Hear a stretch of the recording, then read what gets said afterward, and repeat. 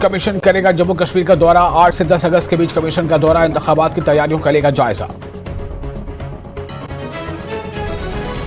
Jammu Kashmir BJP core committee की आज शाम मीटिंग। जी किशन रेड्डी मीटिंग की करेंगे सदारत। असेंबली इंतखाबात पर होगी बातचीत।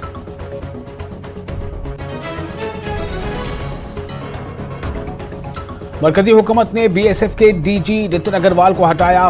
Deputy special DG Y B Khurania को भी हटाया गया। काबीना की तकरीरी कमेटी ने किया हुक्म जारी।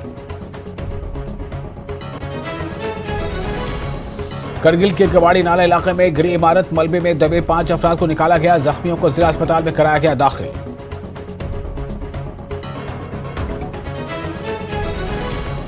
उधमपुर शादी की तकरीब में खाना खाने के बाद लोग पड़े बीमार। 2 बच्चों की हुई मौत। कई अफराद बीमार। लोगों को इलाज के लिए गवर्नमेंट मेडिकल कॉलेज अस्पताल किया गया रेफर।